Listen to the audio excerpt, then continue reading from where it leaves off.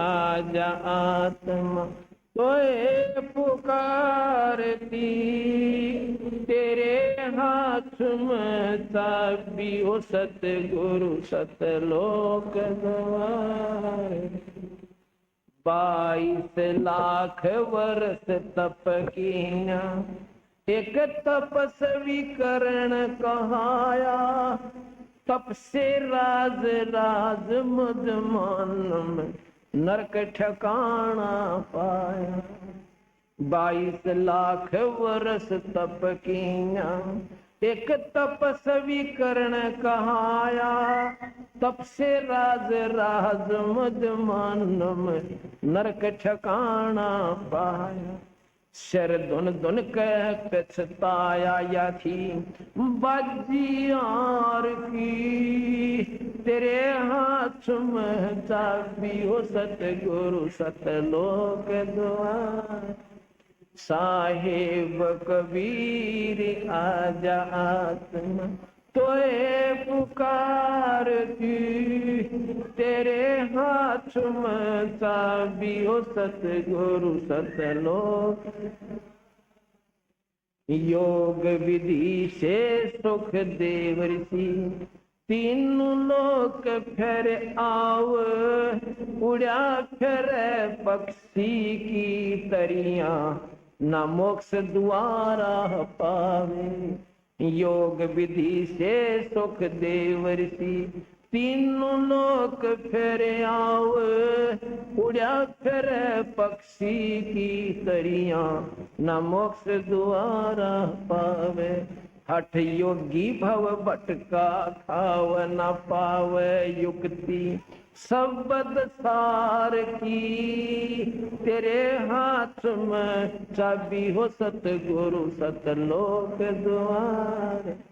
साहेब कबीर आजा आत्मा तोए पुकारती, तेरे हाथ में चाबी हो सतगुरु सतलोक। 5 बखत नमाज गुजारे, करे शाम को खूना, बिना बंदगी बोक बनेंगे रह जोनम जोना।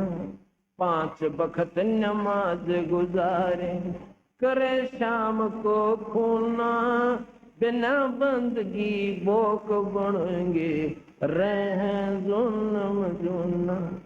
खरदे ही धर अपला तू ना वो माटी, धोव कुमार की, तेरे हाथ में चाबी हो सतगुरु सतलोक द्वार। साहेब कबीर आजा आत्मा तोए पुकारती, तेरे हाथ में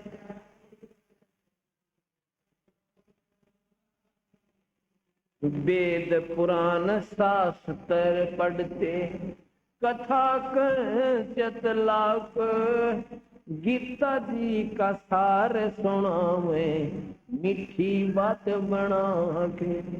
वेद पुराण शास्त्र पढ़ते, कथा कर चतलाक, गीता जी का सार सुनावे, मीठी बात बना के। महाभारत रामायण समझा के कथा कहें उस काल करतार की, तेरे हाथ में चाबी हो सतगुरु सत के द्वार की। साहेब कबीर आजा आत्म तोए पुकारती, तेरे हाथ में चाबी हो सतगुरु सतलोक। तीर्थ व्रत साधना करते आशा, चारों धाम की, कोट यज्ञ अश्वमेघ कर न जाने महिमा नाम की। तीर्थ व्रत साधना करते आशा, चारों धाम की, कोट यज्ञ अश्वमेघ कर न जाने महिमा नाम की। नाम बिना बेकाम की, संपत्ति संसार की तेरे हाथ में चाबियो, सतगुरु सतलोक द्वार। साहेब कबीर आजा आत्म तोए पुकारती, तेरे हाथ में चाबियो, सतगुरु सतलोक। राबिया रंगी हरी रंग में कैसी जीव दया दर्शाई, केस उखाड़े वस्त्र उतारे, सुनही की प्यास बुझाई। राबिया रंगी हरी रंग में कैसी जीव दया दर्शाई, केस उखाड़े वस्त्र उतारे, कुतिया की प्यास बुझाई। मंजिल 3 मक्का ले आई, वह भी रहेगी वार ही, तेरे हाथ में चाबियो, सतगुरु सतलोक द्वार। साहेब कबीर आजा आत्मा तोए पुकारती, तेरे हाथ में चाबियो, सतगुरु सतलोक। राबिया से वही बंसुरी फिर वैसा ख्याल बनाया, गणका से फिर वही कमली, जब तेरा ही शरणा पाया। राबिया से वही बंसुरी फिर वैसा ख्याल बनाया, गणका से फिर वही कमली, तब तेरा ही शरणा पाया। शरण तेरी में आनंद आया, थी प्यासी दीदार की, तेरे हाथ में चाबियो, सतगुरु सतलोक द्वार। साहेब कबीर आजा आत्मा तोए पुकारती, तेरे हाथ में चाबियो, सतगुरु सतलोक। शेख फरीद ने वर्ष 12 तप किया अति भारी, रक्त मांस और चाम सुखा लिया, ना हुई अलग से यारी। शेख फरीद ने वर्ष 12 तप किया अति भारी, रक्त मांस और चाम सुखाया, ना हुई अलग से यारी। शरण तेरी में अर्ज गुजारी, सर्व व्यक्त नवार दी, तेरे हाथ में चाबियो, सतगुरु सत। साहेब कबीर आजा आत्मा तोए पुकारती, तेरे हाथ में चाबियो, सतगुरु सतलोक। गोरखनाथ रिद्धि सिद्धि में भूला नहीं समाव, मुर्दे तक को जीवित कर दे, काल भक्ति दरड़ावे। से गोरखनाथ रिद्धि सिद्धि में फूला नहीं समावे, मुर्दे तक को जिंदा कर दे, काल भक्ति दरड़ावे। रामपाल सतगुर की शरणा पावे, डोरी मकर तार की, तेरे हाथ में चाबियो, सतगुरु सतलोक में। साहेब कबीर आजा आजा तोए पुकारती, तेरे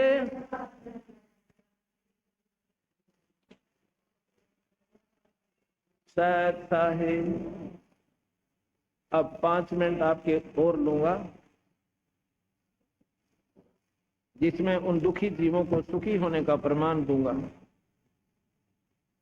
ये लड़की, इसका नाम है भक्तमती मूर्ति पत गांव, ये बेरी गांव में ब्याह रखी है। इसका पूरा विवरण हमारे पास है, ये फिर बाद में बताऊंगा। ये लड़की 13 वर्ष से इतनी पीड़ा में थी, इसको मेंटल घोषित कर रखा था। लगभग 5 वर्ष से मेडिकल रोहतक से मेंटल वार्ड की दवाई चल रही थी। ये बसाना गांव है, महम के पास, वहां की लड़की है, और बेरी इसकी शादी कर रखी है।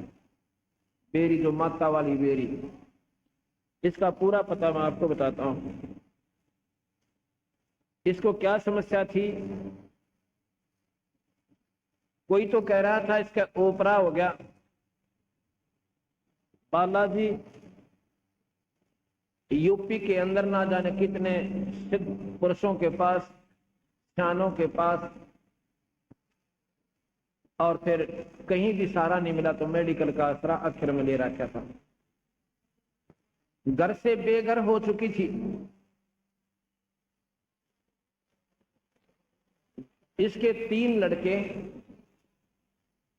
3 बच्चे, 2 लड़के 1 लड़की। वो अपने मामा का रहते थे। घर के ताला बंद हो चुका था 1 साल से, पिछले 1 वर्ष से।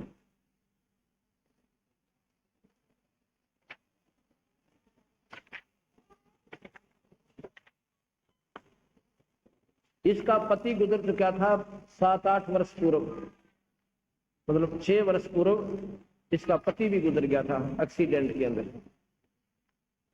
इसकी मां इसका इलाज करवाने के लिए कहीं गई हुई थी। उन्होंने बता दिया कि इसका कोई इलाज नहीं है, ये कितने दिन दुख पाएगी, ये अंतिम सांस गिन रही है। उसकी मां वहीं शरीर छोड़ जाती है, मर जाती। ऐसा सदमा पड़ गया उसका। अब ये लड़की 2 महीने पूर्व की बात है, अपनी इसकी बहन लेगी इसको और साथ में इसके बच्चों को भी अपने पास, वहीं पर मालपुस गांव है भिवानी जिले में, रोहतक में, इस हरियाणा में, वहां रखे हुए थे। और वहां पर एक हमारे सेवक ने सत्संग कराया था, पाठ करवाया था। ऐसे हम वहां पाठ पर गए हुए थे 1 दिन की खातिर।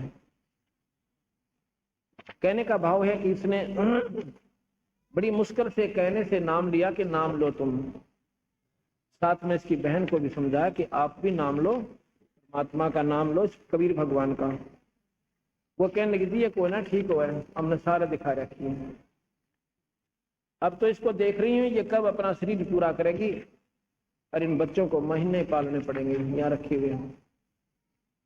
अब सत्कर मानना, काफी आग्रह करने से उस लड़की ने भी उसकी बहन ने, दोनों ने उपदेश ले लिया भगवान कबीर साहब। उपदेश हम क्यों दिलाते हैं? क्योंकि आने वाला समय आपका ठीक हो जाएगा।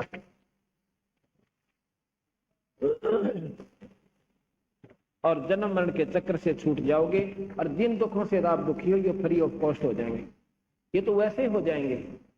नाम का असली उद्देश्य यही है कि इस बहाने ये प्राणी उस पूर्ण परमात्मा से जुड़ जाए।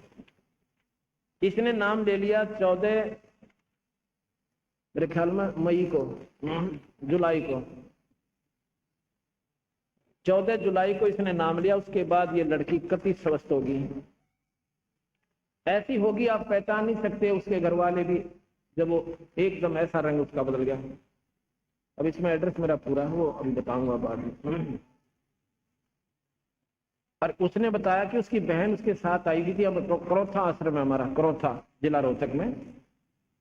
उसकी बहन भी उस दिन साथ आ गई। पूर्णिमा थी, 14 को वो शाम मनाते हैं, वहां सत्संग करते हैं, और पूर्णिमा को सुबह करते हैं। करोथा रोहतक जज्जर रोड के ऊपर, सड़क के ऊपर ही एक नया आश्रम बना रहे हैं, कबीर पंथी गरीबदास ये आश्रम जो है। तो वहां दोनों बहन वहां आ गई, और सुबह वो कहने लगी तू मेरे साथ मालपोस चल। वो बोली मैं अपने घर जाऊंगी, मैं ठीक हो गई। घर गई, अपना ताला खोला, सारी सफाई की, अपने बच्चों को फिर अपनी बहन के वहां से ले आई। न बोली थी चौथे दिन मेरा जो ना, क्योंकि एक गऊ थी, एक बच्चा था, बछड़ा अच्छा हो रहा था 1 साल के करीब। मेरे घर वालों ने, मतलब पड़ोसियों ने, लाले जेठ जेठानी ने, वो पशु कौन संभाला दूसरे के, कितने दिन संभाल सकता है। तो वो तो पशु था दिए खोल, एक गऊ थी, एक बच्चा था, और घर का ताला ला रखा था। 5वें दिन, 8-7 दिन के बाद वही गऊ फिर आ गई। बछड़ा तो आया नहीं, वही गऊ फिर आ गई, अंते ब्यागी बछड़ा लाई। बोल सतगुरुदेव। और वह लड़की बतावा आख्या मगा पानी पड़ा, हम भी रोवा उसके साथ, उसके दुख पिछले उसने सारे गिनवाए उसके। नो बोली जी एक बार मेरे भाई, मेरा पति मेरे पास है, माँ बाप ने और भी नहीं चिंता होगी, मेरे 2 भाई और मैं और एक मेरी भाभी है। हम यूपी के 15 स्थानों पर गए जहां पर सैने और वेदों के बारे में बताया गया था, और 15 दिन में वापस आए, कम से कम 15,000 20,000 के खोकर आ गए मेरे भाइयों ने, मेरा कोई इलाज। अब वो लड़की ने कहा जी लड़का तो मेरा रोहतक पढ़ रहा है, हॉस्टल में दाखिल करवा दिया, मतलब हॉस्टल के अंदर एडमिशन करा रखा है, स्कूल में पढ़ रहा है, और लड़की वहां पब्लिक स्कूल में पढ़ रही है, और मेरा तो पुनर्जीवन हो गया। बोल सतगुरुदेव। ये तो फ्री में। आपको यहीं का बताता हूं नजफगढ़ का 1-2 प्रमाण जब गणा जचेगी। भगत जवाहर सिंह, आइए एक बखड़ा होकर, एक बल्लो भगत जी का फोटो। ये बता रहे थे, ये राजेश भगत जी जो यहाँ पर सेवा कर रहा है, हमारा सेवक है, इनके पिताजी हैं। एक इनका लड़का ओम प्रकाश है। ये सारी लड़कियां जो इनके लड़कों की बहू भी और बेटियां भी जो इनकी हैं, पूरी सारा परिवार भगवान बंदी छोड़ की शरण में है। इसको जब मेरे पास लाया, इसका सांस नहीं जुड़ा था, और ये कह दिया था ये हफ्ते से ज्यादा नहीं जिएगा। 1.5 लाख रुपया इन्हें लगा चुके थे अपने पिता के ऊपर। आज इसने 2 साल हो गए, नाम लिया ना घोड़े के सावरे। बोल सतगुरुदेव की। अरे पाठ करा दूंगा खुशी के साथ। ऐसे है तुम्हें फर्क है बात में, न्यो से सत्सा है, न्यो की नो से। ऐसे ऐसे कई हजार प्रमाण हमारे पास। बोल सतगुरुदेव की। सुन रहे थे सुबह के सत्संग में,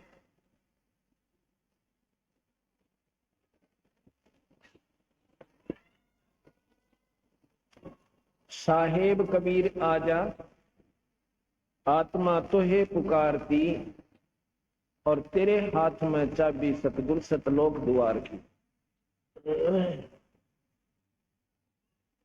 22 लाख वर्ष तप कीन्या, एक तपस्वी करण कहाया,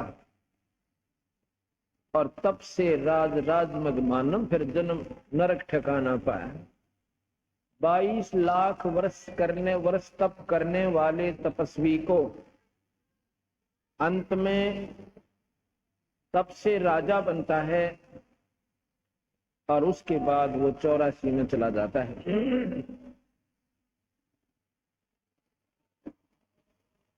नरक ठिकाना पाया, सिर धुन धुन कर पछताया, या थी बाजी हार की। हम कब पश्चाताप करते हैं? जब यहाँ अपने सौदे को एकत्रित करके ले जाते हैं, और वहां पर व्यापारी के सामने फिर उसको बेचते हैं, वहां पर उसकी कीमत लगती है उस परम पिता परमात्मा के दरबार में। फिर वहां पर उनकी कीमत के आधार पर उसको जैसा भी जिसकी कनक है उसकी वैसी ही कीमत अदा की जाती है। उस समय पश्चाताप बनता है कि मैंने तो भक्ति करनी थी, पूरा संत ढूंढना था, और भक्ति भी करनी थी तो सतपुरुष की, पूर्ण परमात्मा की, उस भगवान की, जो गीता जी में भी स्वयं काल निरंजन कहता है कि उस परमात्मा की शरण में जाओ अर्जुन, जिसका नाम लेने से, जिसकी शरण में जाने से तेरी फिर जन्म मरण नहीं होगा। योग विधि से सुखदेव ऋषि तीनों लोक फिर आवे, उड़ा फिरे पक्षी की तरिया, नहीं मोक्ष द्वारा पावे। सुखदेव ऋषि आकाश में उड़ जाते थे और नाम नहीं ले रखा था। सिद्धियों के बल से एक सिद्धि आकाश से उड़ जाई, एक सिद्धि जल पैर न लाई, और फिर भी स्वर्ग में भी जाने का ब्योंत नहीं था जब तक राजा जनक से नाम नहीं लिया, और फिर वो स्वर्ग में जाने जोगा ब्योंत हुआ। इन बातों से विचार करना पड़ेगा कि हम क्या साधना कर रहे हैं और इसका प्रतिफल क्या होगा। 5 वक्त नमाज गुजारे, और करें श्याम को खूना। बताओ, 5 बार तो अल्लाह की, खुदा की आराधना की, परमात्मा को याद किया हृदय से, और श्याम ने बकरी मार दी और मुर्गी काट दी। बताओ भाई, वो केस आपने दुआ करी। परमात्मा अहिंसा के कति, हिंसा के कति विपरीत है, और हम हिंसा करें और उसी को याद करें, उसी के बच्चा न मारे। पिता का ऐसा ही तो छोटा बेटा और ऐसा ही बड़ा, जौन से की भी हत्या हो जाएगी, उसको एक जैसा दुख और दर्द बनता है। उस परम पिता परमात्मा के कीड़ी से लेकर हाथी तक सभी उसी के प्राणी हैं, और हम उनको खा रहे हैं। और कोई हमारे बच्चा ने हमारी आंखों के सामने और काट दे और खा जाए और हमारी पार बसावा नहीं, तो हम क्या करेंगे? हम रोएंगे बैठकर, और वो टक्कर परमात्मा का टकराओगी जाके वो कराहट, और उसका फिर रिएक्शन होकर और फिर उसका बहुत ज्यादा मार बना करती है। 5 वक्त नमाज गुजारे, करें शाम को खूना, बिना बंदगी भोक बनेंगे, रहे जुनम जुना।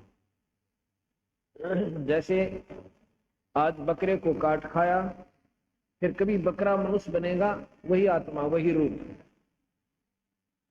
और वो बनेगा, वो खाने वाला बनेगा बकरा, वो फिर उसको काट के खाएगा। रहोगे जूनम जूना, अदले बदले देने पड़ेंगे, ये यहाँ का नियम है। और खरदे ही धरे अपला तुना, माटी लदे कुम्हार ढोए कुम्हार की।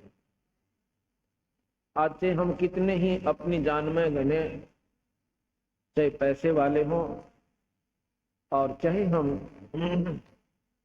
किसी प्रकार से अपने आप को सुखी मान रहे हैं, यदि परमात्मा का नाम नहीं लिया तो पशु दुनिया में जाना ही पड़ेगा। इस बात को अपना बेशक से पल्ले का गांठ लगा लेना। उसके बाद बताते हैं, वेद पुराण शास्त्र पढ़ दे, कथा कहें चितला के। वेद पुराण शास्त्र पढ़ते और कथा कहें चितला के, और गीता जी का सार सुनावे मीठी बात बना के। महाभारत रामायण समझा के महिमा कहें उस काल करतार की। रामायण, महाभारत, गीता जी, 4 वेद, पुराण, 18, 6 शास्त्र, ये काल भगवान तक ही जानकारी देते हैं, निरंजन तक, ब्रह्म तक की जानकारी है। गीता जी में स्वयं कहता है, मैं काल हूं अर्जुन और सबके खाऊंगा। रामायण के अंदर भी भगवान विष्णु अवतार रामचंद्र जी आए, उस काल के दबाव से प्रेरणावश ऐसा कारण बना दिया कि नारद ने श्राप दे दिया, और नारद के श्रापवश भगवान रामचंद्र यानी विष्णु पूरा जन्म दुख पाकर गए। जिसके बच्चे कहीं, पत्नी कहीं और स्वयं कहीं, वो जिंदगी भर सुखी नहीं हो सकता, चाहे कोई भी क्यों ना हो। अगर कोई सुखी होता है तो आप ऐसा अपने ऊपर उदाहरण समझ कर देखना। आप कहीं हो, आपके बच्चों ने आप निकाल दो, आपकी पत्नी को निकाल कर देखो, और उसका ये नहीं मालूम कहाँ आसरा होगा। गर्भवती, इससे बड़ा दुख इंसान को नहीं हो सकता। अब हम कहाँ समाधान दे देते हैं कि वो तो लीला कर रहे थे। लीला नहीं कर रहे थे, वो नारद जी का दिया हुआ श्राप भोग रहे थे। ये 3 ताप के अंतर्गत आता है। तुम कौन राम का जपते जापम, अर्थात मिटे ना 3 ताप। इन भगवानों के अपने ही 3 ताप के अंतर्गत किसी ऋषि का रुष्ट हो जाना, उसको श्राप दे देना, वो ये काट उसको खत्म नहीं कर सकते, स्वयं भोगना पड़ता है।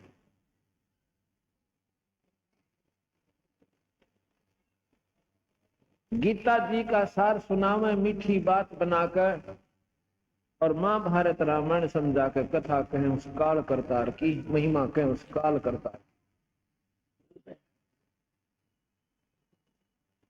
आपने गीता जी को सुना होगा। गीता एक अनमोल शास्त्र है इस ब्रह्मांड की। वेदों के बाद दूसरा नंबर गीता जी का आता है। वेद वो श्रेष्ठ शास्त्र हैं जो ब्रह्म तक की पूर्ण जानकारी देते हैं, पर आगे का बेरा कौन है। गीता जी भी ब्रह्म तक की उपासना साधना उसका प्रतिफल तक की जानकारी देती है। उस परम पिता परमात्मा का इशारा जरूर से, पर साधन पाने का नहीं है, विधि नहीं है।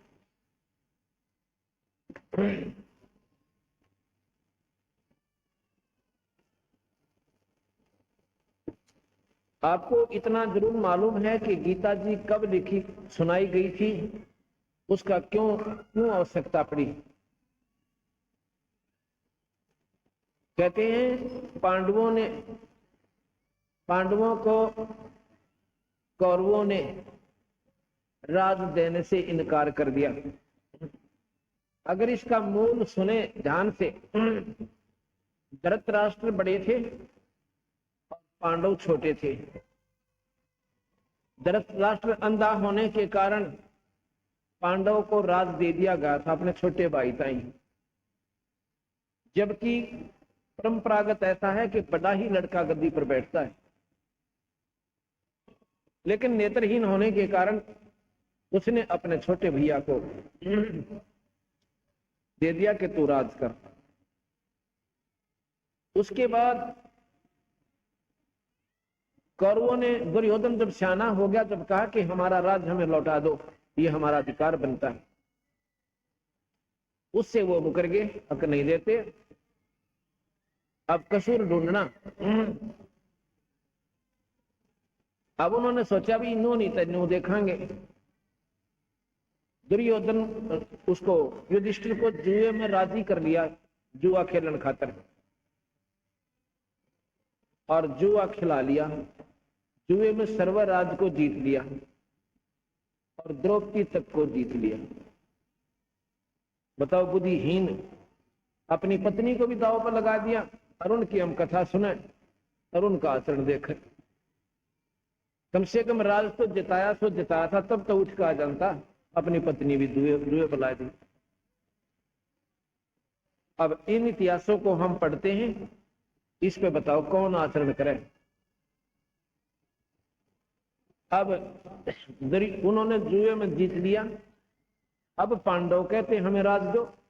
ये क्या बात हुई भाई, जुए में दुनिया आ रहे थे, फिर कौन दे उसने वापस। अब देखना इसके मूल को हम कहाँ अपने आप को सेटिस्फाई कर लिया, अपने आप को आधारित कर लिया भाई कौरवों का दोस्त था, पांडवों का कोई ना था। अब दोस्त तो यहाँ आप ही देख लेना किसका था। अब वो नाटक में हम कौन देते, हमने जुएम जीत रखा है, जुएम जीती हुई चीज में कौन दे।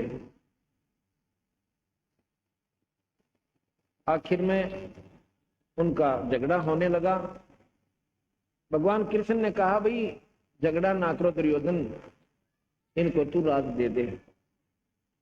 वो कहने लगा जी राज नहीं दो, हमने तो जुएम जीत रखे हैं, क्यों दे दू राज, कि मैं खाला का घर से, और हमारा तो फंडामेंटल राइट है, तो हमारा जन्म सिद्ध अधिकार है। जब मेरे पिताजी राजगद्दी पर बैठे थे, बैठना चाहिए था, उन्होंने इंसानियत की कि पांडु को, मेरे चाचा को कुछ दिनों के लिए राज दे दिया, ये तो अधिकारी बन बैठे। अब नहीं दो, अब तो हमने जुए में जीत लिया। आ गया भाई, देख लो तारी मर्जी से, तो भाई भाई से लड़ो मत न। दूसरी बार फिर जाता है कि दुर्योधन कोई बात ना, गलती हो जाया करे, अरे भाई से आपस में फैसला कर लो, लड़ाई अच्छी नहीं। फिर भी नहीं माना। तीसरी बार जाकर कहते हैं दुर्योधन तू 5 गांव दे दे, बाकी मैं आप सुलट लूंगा, भाई इनका भी मन राज्य हो जाएगा। ये वैसे तो मान नहीं रहे, इन्होंने भी अभिमान पकड़ लिया, अहंकार मान लिया, तो 5 गांव दे दे और इनको मैं अपने आप मना दूं। उसको भी मना कर दिया।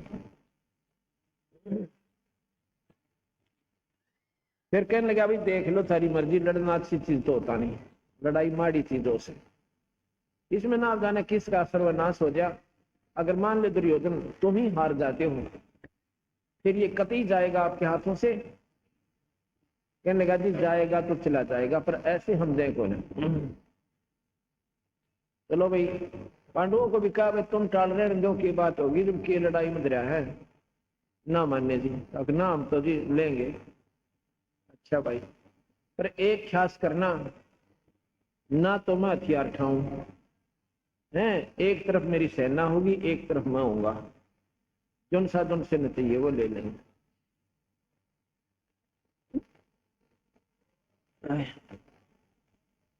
अब क्या होता है कि युद्ध के मैदान में आ जाते हैं, आमने सामने सेना खड़ी हो जाती है।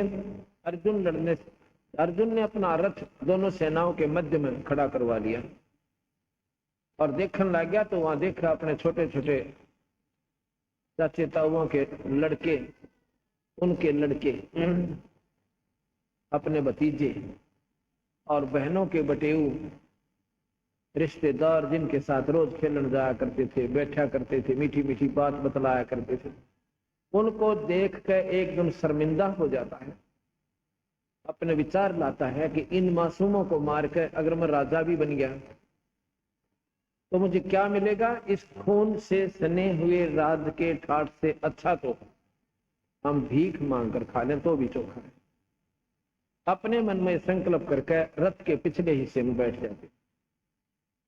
वहां पर काल निरंजन, वो ज्योत स्वरूपी भगवान काल, 1000 भुजा का मालिक, जिसने 1,00,000 जीव रोज खाने हैं, जिसे ब्रह्म की संज्ञा से जाना जाता है,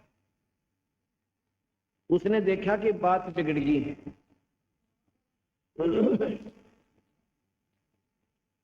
उसने देखा कहानी बिगड़ गई और ईव कृष्ण जी कह देंगे चलो भाई मैं तो पहले ही मना कर रहा था, लड़ा नहीं करते, लड़ाई अच्छी नहीं होती। उसी समय भगवान कृष्ण के शरीर में वो काल भगवान आ गया, जैसे प्रेत आत्मा समा जाती। और भगवान कृष्ण ने तन्यो भी नहीं मालूम तने क्या बोला था उस महाभारत में, गीता के ज्ञान में। इसका प्रमाण बताऊंगा आपने। उसमें कृष्ण को तो ये नहीं मालूम मैंने क्या कहा था। तो उसमें काल भगवान प्रवेश कर जाता है तो फिर कहता है कि अर्जुन तू भाई खड़ा हो जा, देखो अक्षत्रिय धर्म को भूल रहा है, ये अच्छी बात नहीं है? और जो अगर अक्षत्रिय ऐसे ही अपने कर्म से गिरने लगेंगे तो ये संसार में कैसे बात बनेगी।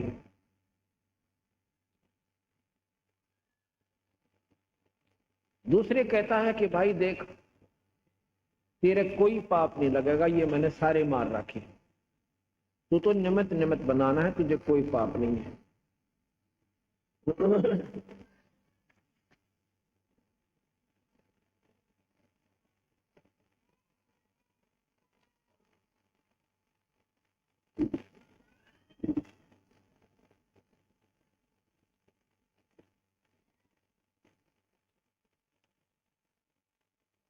18वें अध्याय के 66वें श्लोक में कहा कि संपूर्ण धर्मों को अर्थात संपूर्ण कृत्रिम कर्मों को मुझ में त्याग कर तू केवल मुझ सर्वशक्तिमान सर्वाधार परमेश्वर की शरण में आ जा, मैं तुझे संपूर्ण पापों से मुक्त कर दूंगा। तू शोक मत कर, डरे मत ना, काली ना माने, तेने सारे पाप काट दूंगा, तेरे कोई पाप तुझे नहीं लगेगा।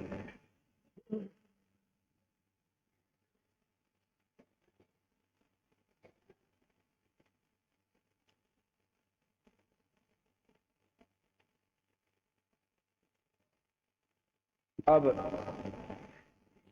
महाभारत शुरू हो जाता है।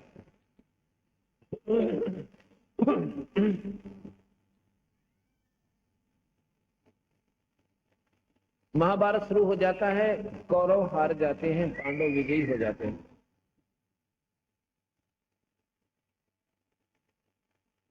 उसके बाद युधिष्ठिर को राजगद्दी पर बैठाना चाहते हैं, युधिष्ठिर राजगद्दी पर बैठने से मना कर देता है।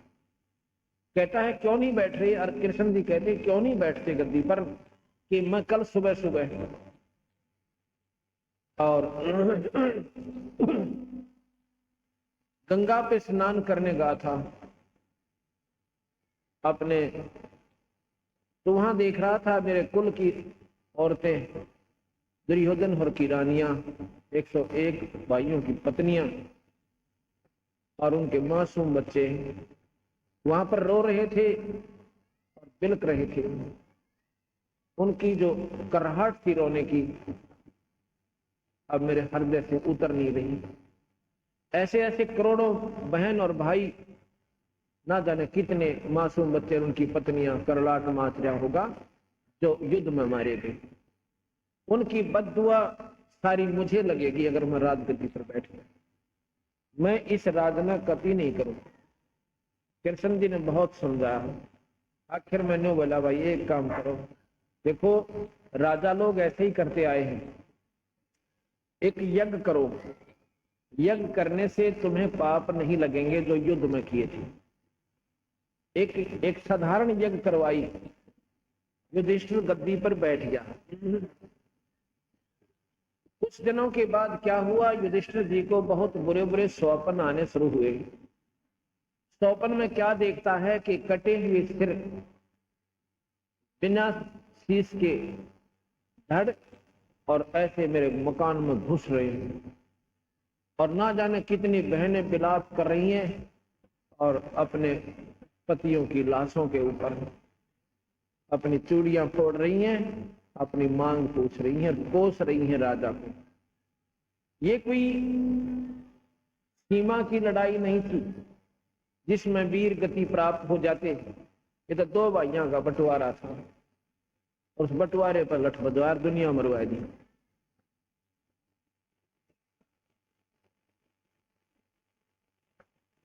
उसको 3 दिन हो गए रात को बैठकर काट रहा है। द्रौपदी रात को उठती है, देख रही है, पूछती है, कहती है आपको क्या हो गया? कहता कुछ नहीं हो गया, आप आराम करो। उसने सोचा मैं अपने दुख से क्यों दूसरों को दुखी करूं, ये कष्ट मुझे ही होलेगा। उसने फिर प्रार्थना की, नहीं बताया। आखिर में अपने उन 4 पतियों से फिर प्रार्थना की, जाकर कहा कि तुम्हारा भैया ऐसे ऐसे संकट में है और उसका तो कुछ ही दिनों में हो सकता है वो शरीर ना त्याग जाए। सभी कहने लगे ऐसा क्या हो गया, हमारे भैया ने हमें नहीं बताया उनको इतना कोई कष्ट है। ये तुम पूछो अपने भैया से जाकर। चारों पांडव आते हैं, युधिष्ठिर से प्रार्थना करते हैं, भैया क्या आप हमें अपना भाई नहीं समझते हैं? क्यों, ये आपको किसने कहा? आप इतने संकट में हो और हमसे ये छुपा रखा है। क्या छुपा रखा है? आपको रात को नींद क्यों नहीं आ रही है? आपके ऊपर क्या आपत्ति है? कोई राजकीय संकट है, कोई राजनीतिक मामला है तो हमें बताइए, हम साथ हैं आपके। अपने दुख को दूसरे से बताने में हल्का हो जाता है, तो पर नहीं बताओगे तो भैया इसका मतलब आप हमें अपना भाई नहीं मानते। तब उन्होंने बताना पड़ा कि मेरे साथ ऐसे ऐसे संकट है भाई, मुझे ऐसे व्यक्ति दिखाई देते हैं स्वप्न में जैसे जिनके सिर कटे हुए हों और ना जाने कितने को हमारे घर में घुस रहे हैं और उनकी शक्ल देखकर मेरा तो कलेजा धड़कन लग जाए, दिल धड़का भाई, मुझे नींद नहीं आ रही है। चलो भगवान कृष्ण के पास चलते हैं, इसका कारण तथा समाधान पूछेंगे। भगवान कृष्ण के पास जाते हैं, कृष्ण जी से कहा कि ऐसे ऐसे भैया को रात्रि में निद्रा नहीं आ रही है। कृष्ण जी ने अपना सारा विचार लगा के बताया कि तुमने जो महाभारत में पाप किया, बंधुघात किया, वो तुम्हें दुखदायी हो रहा है। अब एक काम करो, तो समाधान बताइए। एक अश्वमेध यज्ञ करो, सारी पृथ्वी के जीवों को बुलाओ, सभी देवी देवताओं को आमंत्रित करो, सभी ऋषि और मुनियों को आमंत्रित करो और एक शंख रख दो, पंचजन्य, पंचायन भी बोलते हैं उसको, पंच आनंद, आनंद माने मुंह, 5 मुंह का शंख, 100 सदी स्टेज बनाकर न्यारी दिन से उस पर रख दीजिए। और जब ये शंख अपने आप बजेगा, कब बजेगा? जब कोई पूर्ण संत और भाई पूर्ण परमात्मा का नुमाइंदा संत रोटी खा जाए। और भाई न्यो ना बेरा सबको आमंत्रित करो, ना बेरा किस बेक में वो परमात्मा का प्यारा हंस आ जाए। अब अर्जुन का एकदम माइंड में स्ट्राइक होता है कि भगवान तो गीता में कह रहे थे कि तुझे पाप नहीं लगेगा, और अब ये पाप हमारे ऊपर कितना आ गया भाई, कैसे हो गया? एकदम पसीना आ गया भीम का अर्जुन के, क्योंकि अर्जुन तो अपने कानों सुन रहा पर कुछ नहीं बोला। क्यों नहीं बोला? कि कहीं मेरे भाई के मन में ठेस ना पहुंच जाए। अगर मैं वाद विवाद करूं भगवान के लिए और युधिष्ठिर नो महसूस ना कर दिया, 2 रुपये लगने 10 रुपये खर्च होने जा रहे थे और भाई ने अच्छे नहीं लगे, इसलिए वाद विवाद कर रहा है। मेरे संकट को ठीक हो मयूराज जी को नहीं। चुप हो गया, कति पानी पी गया, शांति करी कर तरह की, फिर देखेंगे। अच्छा भगवान जैसे आप कहोगे ऐसे ही कर लेंगे। अश्वमेध यज्ञ की तैयारी हुई, दूर दूर के भूप, जिसमें 33 करोड़ देवता, 88,000 ऋषि, 12 करोड़ विप्र ब्राह्मण। उसमें के ब्राह्मण ब्राह्मण होते थे। ब्राह्मण सोई जो ब्रह्म पहचाना वह मांग कनी खाया करते, दुनिया को गुमराह नहीं करते थे, अपनी भक्ति में आरूढ़ रहते थे और ज्योतिष के माहिर होते थे। और सहदेव जैसे, सहदेव को भी ब्राह्मणों में गिना गया है। जो 5 पांडवों का में एक सहदेव है, नकुल और सहदेव। और सभी को आमंत्रित किया गया। ब्रह्मा विष्णु महेश तीनों गुप्त रूप में आकर भोजन पागे किसी ब्राह्मण के रूप में। भगवान कृष्ण जी ने भी खाना खा लिया, परंतु शंख ने आवाज नहीं की। शंख नहीं बजा, शंख नहीं बजा तो युधिष्ठिर कहने लगा भगवान क्या कारण हो गया? सभी महापुरुषों ने खाना खा लिया और 3 लोक के मालिक आपने भी खा लिया और शंख फिर भी नहीं बजा। कृष्ण जी ने बोला जी, युधिष्ठिर कहने लगा हम पापी ज्यादा हैं भगवान, उस महाभारत में हमने जुल्म कर रखा है, मुझे ही मालूम है। कितनी बहनें किस प्रकार अपना जीवन निर्वाह कर रही होंगी और किस प्रकार अपने पति ने रो रो कर, बालक भी रो रहे होंगे, उनके आंसू बिना सूखी होंगे अभी तक, और हम इस रात का आनंद भोग रहे हैं। हमारी यज्ञ पूर्ण नहीं हो सकती, हम पापी ज्यादा हैं। कृष्ण बोला भाई जल ना तोड़े, और ये जितने महापुरुष बैठे हैं ना, ये मंडलेश्वर, इनमें कोई संत आत्मा कोई ना, ये भक्ति अधिकारी नहीं है, इनके पास कमाई नहीं है, ये तो मान बढ़ाई के भूखे हैं, एक सिद्धि पाले हैं और दुनिया ने गेला लाले हैं। और उसके आधार पर हो भाई अगस्त ऋषि 7 समुद्र पी गया, उसके पास छलने डाला अगले, फिर पी गया तो पी गया, तुमने के मिलेगा पाछा अंडड़िया नहीं। अब कभी विचार नहीं किया इस बात का। अब मैं तो लाडू खाऊं, अब तुम मेरे का नहीं देखो, अब लाडू खाओ देखाएं, तुमने के मिलेगा भाई मैं खाऊं, कहते तुम भी खाओ, इसी व्यवस्था करो, तुमने भी लड्डू मिले। या तो वो साधना तुम करो, जंगला में जाकर ऋषि करा करते, उनके गुण जब तो हम गावा, हम वो कर नहीं सकते, सूखे ढोल उनके पीटा, क्यों भाई? हम ऐसी साधना करें जो घर बैठे कर सकते हैं, हम ऐसा रास्ता अपनाएं जो उनसे ज्यादा श्रेष्ठतम। आज मैं आपको कम से कम 5,000 प्रमाण दिखा सकता हूं जिनके घर में वो सुख कर दिया, और केवल एक नाम आशीर्वाद से भी हो सकता, पर हम आशीर्वाद से नहीं करते, हम इसको राम नाम पर जोड़ते हैं पहले, ताकि आने वाले और सदा के संकट कट जाए, 84 छूट जाए। ऐसे भी हमारे पास प्रमाण है, केवल हाथ रखने तो वो स्वस्थ हो गए, पर ये हम नहीं करते। इधर मालचा हरसाना गांव है, और यहां पर हरसाना की एक बेबी बैठी हुआ पट्टी बंधवारी इनके, इसका खुद भाई एक राज सिंह दिल्ली पुलिस के अंदर है, राज सिंह पुत्र रघुनाथ, गांव मालचा, हरसाणा, जिला सोनीपत में। और इतना तगड़ा लड़का, नौकती नौजवान, और उसकी इसकी भाभी ने नाम ले रखा उसकी पत्नी ने, और वो मानना कोई ना। चलो भाई, फिर उसको तकलीफ इसी होगी कि मेंटल हो गया, न द्वारा का टक्कर मारा है, कदे तेल छिड़कन की सोचा, सुसाइड करना चाहो, कभी ऊपर से कूदना चाहो मकान पर से। सिविल हॉस्पिटल सोनीपत ले गए, वो कहने लगे मेडिकल में ले जाओ, ये तो कति पागल हो गया, इसका कोई समाधान नहीं। और कम से कम 3 महीने का ट्रीटमेंट तो वहां कंटिन्यूस है, उसके बाद देखना। तो वो जो उसको नाम ले रही है उसकी पत्नी, वह बहन ने बोली देखो मेडिकल में ले गए, वो बोले दाखिल कराओ जल्दी इसको। फिर वो दूसरे और गेल थे इसके भाई, वो कहने लगे बालाजी ले चलेंगे, इसने भूत बढ़ रहे।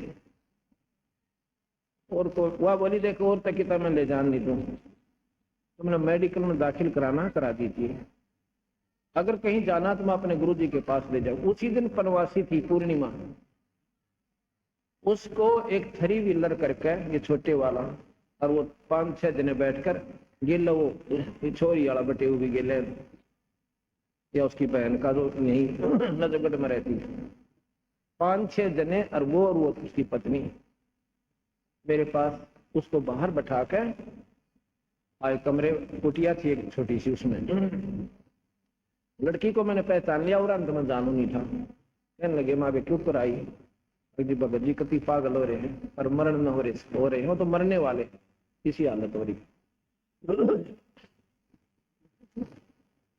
उसने नाम ले रखा था ना जी, नाम तो मानता है कोई नहीं।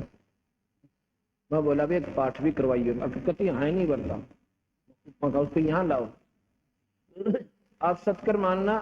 और 5-6 जने साथ में, अरे शायद यह भी हो गए, यह भी साथ में थी बेटी बेबे।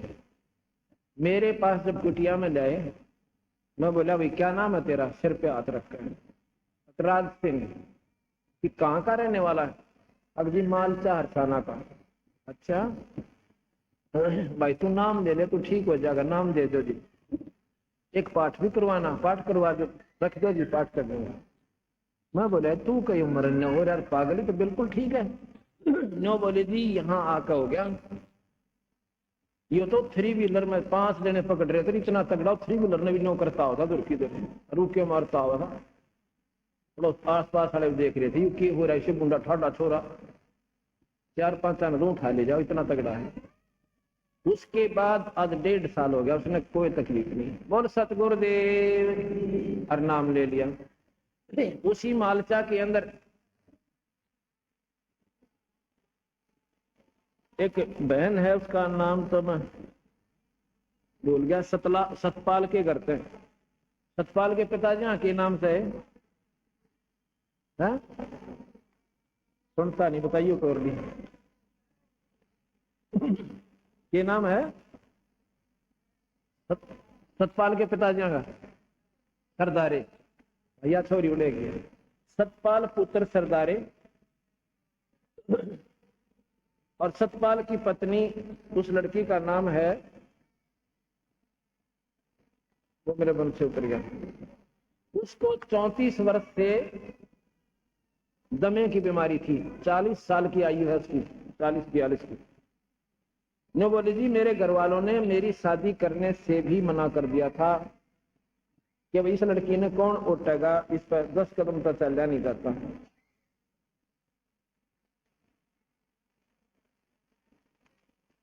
लेकिन समाज के डर से फिर शादी कर दी।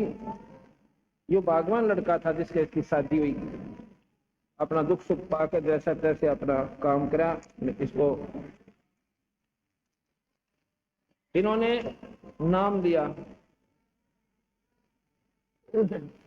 99 जनवरी में नाम लिया था।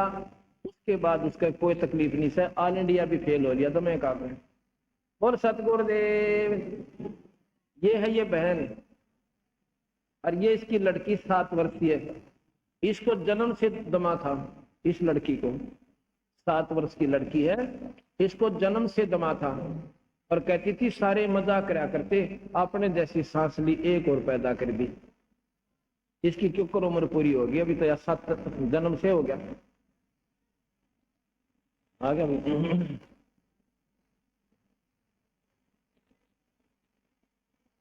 न बोले जी मैंने तो नाम लिया, नाम से ठीक होगी। और इस लड़की के सिर पे आपका हाथ ही रखवाया था। आज 1.5 साल इस लड़की को हो गया, कोई तकलीफ नहीं है, कूदती आंदा है। बोल सतगुरुदेव। तो ये पूर्ण परमात्मा हमारे बंदी छोड़ कबीर भगवान, ये उनकी शक्ति काम करे भाई। हम तो उसके उस बंदी छोड़ के कूदते हैं और जगह जगह जाकर उनकी महिमा गा रहे। जिसके समझ में आ गई उसका बेड़ा पार से, और जो इष्टवादिता में फंसा रहा तो 84 4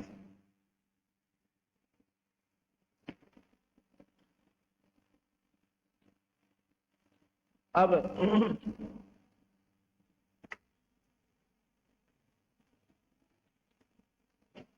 युधिष्ठिर ने कहा कि भगवान क्या इतने महापुरुष बैठे हुए और इनमें कोई करने वाला संत नहीं है अकना? ये तो मान बढ़ाता हूं सिद्धियां के ऊपर राजी हो रही। आपने सुना होगा कि भगवान कृष्ण ने एक कुब्जा का कूब ठीक कर दिया, खूब सुना आपने सारा ने, और जिसके आधार पर वो भगवान की संज्ञा में परिपूर्ण ढंग से आ गए। और उसके बाद कुब्जा का कूब ठीक करके और उसके घर पे गए, पत्नी जैसा व्यवहार किया। ये सुख सागर में लिखा हुआ है। अब मैं आपको यही प्रमाण देता हूं, कबीर भगवान परमात्माओं के परमात्मा हैं। ये लड़की मोनिका पुत्री श्री मोनिका पुत्री श्री क्या नाम है दरियाव सिंह, ये उनके मकान में रहते थे, किराएदार भगत जी हमारे सेवक। इन्होंने जाकर इनको बताया कि तुम कित भूल रहे सो, या क्रोथे के अंदर ये संकट तो मुफ्त में दूर हो रहे हैं। इस लड़की को मोनिका पुत्री श्री दरियाव सिंह लाट के रहने वाले और सूबेदार रिटायर है मिलिट्री से। ये लड़की 10वीं में पढ़ रही है, अब शायद +1 में होगी। बैठते हो। इसको ये जब 7-8 वर्ष की थी उसमें इसकी कमर में जैसे हाथ से सानी काट, ये कुटी करते हैं ना, हाथ से घुमा कर काटा करते, गंडासा बोलना जिसमें, उसकी बच्ची थी, खेल रही थी, वो ऐसे स्पीड से चल रहा था, इसके कमर में लग गया। बताओ, हड्डी में फ्रैक्चर हो गया और वो थोड़ा बहुत ठीक हुआ। इतने में भागती भागती गिर गई ऊपर, गऊ ने दोनों पैर टेक दिए उसको। इसको क्या हो गया, हड्डी बच्ची थी, हड्डी फ्रैक्चर हो गए और न्योकी नो गलत जुड़ गई टेढ़ी, वो होती होती ऐसे बन गई कमर में, इतना ऊंचा हो गया, ये इतना ऊंचा नो पीछे था। और वो हड्डी बढ़ के नस होती है बीच में, एक बहुत बारीक नसें होती हैं, वो नसें इतनी नाजुक होती हैं, अगर उनका ऑपरेशन कर दे वो एक भी कट जा, पैरालिसिस हो जाता, अधरंग बन जाता। और पीड़ा उस लड़की को इतनी ऐसा है, गर्दन सूजी रहे और कमर ऐसे टेढ़ी नो झुकी हुई, न्यारा कूप दिखा इतना ऊंचा। उन्होंने, अब देख लो, अब वो 16 साल की होगी, 7-8 वर्ष उन्होंने कैसे उस लड़की को रोका। सभी डॉक्टरों से दिखा कि इसका इलाज ऑपरेशन है। ऑपरेशन में 99% अधरंग के चांसेस है, 99%, 1% हम कह सकते हैं बचे तो बचा, नहीं बचा नहीं बच सकती। मतलब ये था 100 की 100 अब पैरालिसिस। अब इन्होंने हरपाल भगत जी है, ये वहां सेवा में रहते थे, उनके कमरे पर रहने लगे, किराए पर रहते थे। जब उस लड़की का दुख इन्हें देखा, इन्होंने बताया कि ऐसे ऐसे आप वहां ले चलो। वो कहने लगे हमने सारे दिखा लिए, सारी पूजा पाठ कर ली, मातार मसानी, डॉक्टरों को तो हमने एक डॉक्टर ने बोला 50,000 रुपये लगेंगे, ऑपरेशन होगा, इसका कोई समाधान नहीं है, और लिख के देना पड़ेगा पैरालिसिस 99%, सारी उम्मीद, लेकिन दर्द बच जाएगा इसका, क्योंकि रो बहुत रही थी लड़की, और कुब जाकर तो दर्द तक कोई ना था, कुब देकर दर्द नहीं हुआ करता, वो तो जो क्या हुआ होता है उसको पीड़ा नहीं होती, और इसको पीड़ा भी और कुब भी दोनों दुख रही। तो उसकी इस मोनिका की मां ने नाम ले लिया। हम नाम से क्यों जोड़ते हैं, फिर काल से छूट जाओगे आप, परमात्मा की शरण में आ जाओगे, कबीर साहब की, और आगे आने वाले आपकी कमाई बन जाओगी।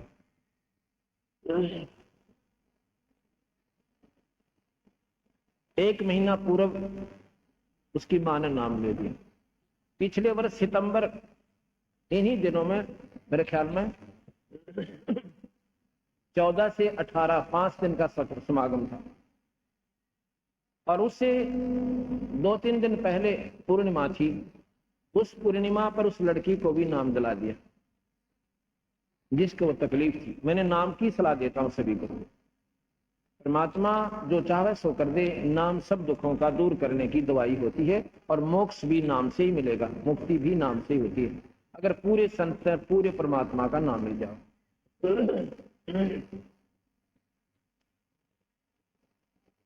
तो उन्होंने नाम ले लिया,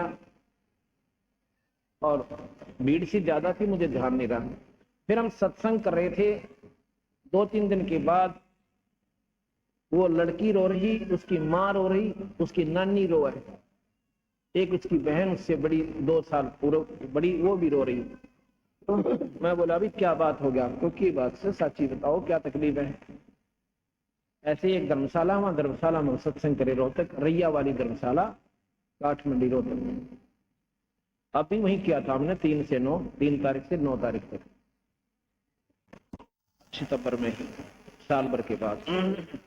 उन्होंने बताया कि ये लड़की है जी, और इसको इतना दर्द हो रहा है, हम भी रोते हैं रात में बैठ के, लड़की भी घूम घूम कर समय काटती है। गोलियां देते हैं, आध घंटे रिलीफ मिलता है, फिर पीड़ा शुरू हो जाती है, और आज डॉक्टरों ने कह दिया इसके बाद इससे स्ट्रॉन्ग दवाई हम देंगे भी नहीं, और ये भी निष्क्रिय होगी, अब दर्द इसका रुक नहीं रहा, अब ये गोलियां काम नहीं करेंगी इस पे। अब बताओ कि सारा उन्माद पिता ने ऑपरेशन कराए तो अधरंग मारे, अधरंग मारी हुई लड़की ने कौन उठे, पाड़ से भरा दुख से विचार करे तो इंसान, पर हम ढीठ हो लिए, हम इतना अपने तो हो जाता लागे, दूसरे को नहीं लागती। अब उस परिवार ने कोई सथा नहीं दिखता।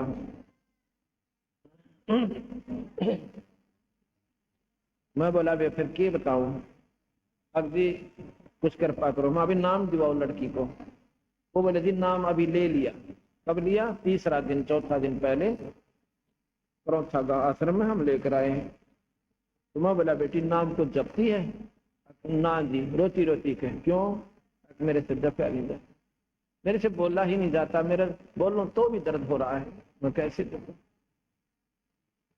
तो उसकी नानी थी ने बोली इसकी कड़ पर थप्पड़ मारो जी, क्योंकि ठीक हो जाए। वहां से लठ मार दूं जाएगी, कड़ पर थप्पड़ मारो, थप्पड़ा ठीक हो रहा, ये तुमने किसने बताई? मैं तो वैसे स्वाभाविक, माँ बेटी घबराओ मत ना, बंदी छोड़ के शर्म आएगी, ठीक हो जाएगी। जो सारे सिर पे कभी उस कमर पे, ऐसे स्वाभाविक साथ अपने प्यारे बच्चे को कहा करा करें। और एक पाठ करवाना जब भगवान बंदी छोड़ सुन लेता था। पाठ तो हम केवल पुण्य बढ़वान खातिर करते हैं, और पाठ इसमें कोई सहयोग नहीं देता। पाठ आपके पुण्य बढ़ेंगे पाठ के करवाने से। अगले दिन वह लड़की फिर आई, उस दिन वो पैंट कमीज पहन रही थी, अगले दिन वह सूट पहन रही थी, सलवार और होते। मैं सत्संग करा, उस लड़की ने 3 बार आकर मेरे माथा टेका, मेरे पहचान में नहीं आई, क्योंकि वो उस दिन दूसरी ड्रेस में थी। एक बालक एक दिन में की पहचान में हुई था। मैंने सोचा हो सकता है इस बच्चे ने मेरा प्रवचन अच्छे लगे हो, इसलिए शायद नाम लेने की रुचि बन जा, ना मेरा बंदी छोड़ किसके बाद जाग जाए, कब बात समझ में आ जाए। सत्संग के उपरांत में बैठा बराबर में आके चारपाई पे, वो पूरी की पूरी मंडली फेर आई, जब मैंने देखा मैं कहा हो ना या वो लड़की हो, और इतनी खुश हुआ लड़की कति। मैं कहने लगा ये वो काल वाली लड़की है क्या? जी वो ही है। अब क्या बोला जी? कति ठीक होगी, यहाँ से बाहर निकली थी, इसका कोई पीड़ा नहीं। बोल सतगुरुदेव। फिर पाठ कराया उसके पिताजी ने खुले दिल से। अब दूसरा पाठ अब फिर उन्होंने करवाया है 3-4 दिनों से उनको बोला का ऐसा। उसके बाद वह लड़की कति स्वस्थ है, कोई दवाई नहीं कोई बूटी नहीं। बोल बंदी छोड़ कबीर साहब। ऐसी एक लड़की पूना के अंदर है, पर कितने गुण गाऊं गिनती है कोई ना इस परमात्मा में। ये तो फ्री ऑफ कॉस्ट, ये तो हमारा उद्देश्य भी नहीं, ये तो अपने आप मालिक सहारा दे देता है ताकि ये काल से छूट कर और इस पर पूर्ण परमात्मा की शरण आ जाए।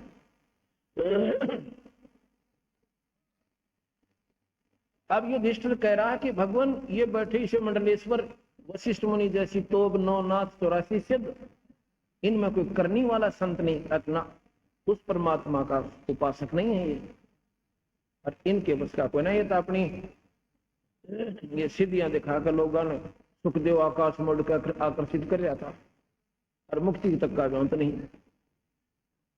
नो बोला जी उसके हृदय में यह बात समाई नहीं कि भगवान ये कैसे कह रहे हैं, इसे महापुरुष बैठे और ये इनमें कोई कमाई नहीं। ने बोला ये सारे कुत्ते बनेंगे, गधे बनेंगे। भगवान कृष्ण बोले ये 84 में जाएंगे जितने मंडलेश्वर तना दिखाई दे रहे हैं युधिष्ठिर। अब युधिष्ठिर क्यों कर मानना भाई इन बात? भगवान आज परमात्मा कौन सा स्टेशन पकड़ रहे हैं भाई? इसे मंडलेश्वर अन्यों का ये पशु बनेंगे। जब देखा ना कि इसका गेटवे में बात या कल्याण गई नहीं, अपनी दृष्टि दी युधिष्ठिर को, और फिर ने बोला देख, फिर उनकी तरफ ऐसे कर दिया। अब वो जितने 33 करोड़ देवता, 88,000 ऋषि और 9 नाथ 84 सिद्ध, कोई तो सांप बना बैठा न्यू, और कोई मुर्गा बन रहा, कोई बकरासना को। देख पुत्र ये हालत है इनके अंत में।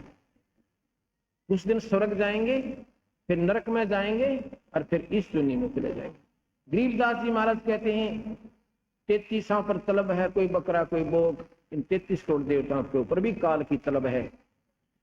एक बार स्वर्ग, फिर नरक, फिर 84 पूरा चक्कर। ये दृष्टि माथे हाथ लाकर बैठ गया, महाराज जी उल्टी ले लो अपनी लीला में। अब इनसे ऊपर और कौन महापुरुष है कि महापुरुष का तुमने बेरा बताता हूं। ऐसे ऐसे दिल्ली के उत्तर पूर्व में एक सुदर्शन नाम का सुपच कहते थे छोटी जाति वाले में, जैसे आजकल हरिजन कहते हैं। और भंगी वाल्मीकि जाति में, वाल्मीकि ये वो वाल्मीकि नहीं जिसने रामायण लिखी थी, वाल्मीकि जाति उसके बाद शुरू होती है। वाल्मीकि यानी भंगी जाति में एक सुदर्शन नाम का सुपच है, सुपच जिसे हरिजन कहते हैं। और भाई वो आवर तुम्हारी यज्ञ पूर्ण हो है। कहने लगे जी उसको भी बुलाया तो होगा, फिर क्या कारण नहीं आया? कि भीम को कहा था कि उधर कोई महापुरुष हो सबको आमंत्रित करके आना उस क्षेत्र में। उससे पूछते हैं वो किसको, उनको आमंत्रित करके आया कि नहीं आया। भीम बुलाया कि भी ऐसे ऐसे एक महापुरुष बता रहे हैं महाराज जी कृष्ण भगवान, आपने उन्हें आमंत्रित नहीं किया। कहने लगे जी किया था, पर वो तो गलत बोल रहे थे। क्या बोले? नो बोले कि मैं तुम्हारी यज्ञ का अन्न नहीं खाऊं, तुम तो महापापी हो, तुमने अपने भाई मार रखे, अपनी बहन विधवा कर रखी, बिना कितने का सत्यानाश कर रखा, और उनके बालक रो रहे, आज तक भी उनकी आंसू नहीं सूखी। भीम, और तुम उस राज के ऊपर मौत मार रहे हो, तुम तो कुत्ते की दुनिया में जाओगे। और भगवान मैंने आपकी शर्म मान ली ना, उन्हें कूट का हूं। कृष्ण बोला भाई तेरी गलती से, तेने ऐसा तेरे मन में विचार भी कैसे आ गया महापुरुष के प्रति? इतना विचार भी तेरे लिए हानिकारक है, संतों को ऐसे नहीं कहते। तो जी क्या करूं कि चलो मेरे साथ। उन्होंने कहा कि जब चलूं, जब 100 अश्वमेध यज्ञ का फल मुझे दे दो, जब तुम्हारा अन्न खाऊं ऐसे पाप का। हमने कहा हम तो पहली दूसरी अश्वमेध तो पहले ही कर रहे हैं। कृष्ण जी बोला मेरे साथ चलो, 5 के 5, और दूसरी अड़े काट गए। पांचों पांडव छठे भगवान कृष्ण नंगे पैरा उस महापुरुष के दरबार झोपड़ी पर पहुंचे। उसमें कबीर साहब वो पूर्ण परमात्मा सतपुरुष कर्मा में नाम से द्वापर में आए थे, और उसमें इस महापुरुष ने केवल ये बात पकड़ी थी कबीर भगवान की, और बाकी तो वेदा ने सिर पर धरे देंगे, वो फलाने वेद में न्यू लिख रखा, उसमें न्यू लिख रखा, लिख तो रखा पर वो सौदा की लिख रखा न्यू देखा करे तुमने, ब्रह्म तक की जानकारी है उसमें। ओम मंत्र उसका मूल है, ओंकार है वेद को मूला, ओंकार में सब जग बोला, इस ओम मंत्र मूल हो। ओम आनंदी लहर है रंग हो रही हो, ये तो यहाँ इस ब्रह्मांड में, वहां स्वर्ग में मौज मचा लेगा, यहाँ पर राजा हो जाएगा, फिर 84 मन फिर कुत्ते के दे। ये ओम मंत्र की अंतिम उपलब्धि। तो कहते हैं भगवान जब कौरव पांडवों का युद्ध होना शुरू हुआ, उससे पहले भगवान कृष्ण ने बिचौलिया बनकर हाथा तीन जोड़े कौरवां का गए कि भाई लड़ाई नहीं करा करती, इनको 5 गाम दे दो। वो 5 गाम देन तभी नाट गया। नो बोला सुई की नोक के बराबर भी दुर्योधन कहता है सथा नहीं। तो युद्ध शुरू हो जाता है, युद्ध की तैयारी होती है, और युद्ध के दोनों तरफ योद्धा खड़े हो जाए, कौरव और पांडव की सेना खड़ी हो जाए, तो उसमें अर्जुन के मन में निवास है अकोत्तरे की, भाई किसने मारूं, चल हम भी मरेंगे, कुछ ये मरेंगे, फिर राज क्या पकड़ेंगे। अरे भाई के बच्चे मर गए से मेरे मर गए, कल तक इन्हें गोदी खिलाया करते थे, लाड कराया करते थे, राज ये इन मारेंगे हम उनको मारेंगे, तो अनर्थ हो गया। भाई हम तो बिना ही राज रह लेंगे, अपना 2 रोटी करके खा लेंगे, कितना मजदूरी कर लेंगे, पर हम नहीं मारता, मैं नहीं लड़ता। अर्जुन का ना लड़ना, युद्ध समाप्त खत्म। लेकिन भगवान कृष्ण के ऊपर दबाव आया निरंजन का, ज्योत निरंजन का, जो काल से, जिसको वेद ब्रह्म कहते हैं, ओंकार से, जिसका ओम मंत्र है। ये बात से सतगुरु महाराज ने हमारे को दी न्यारी, बाकी तो वही कथाएं जो हम सुनते थे।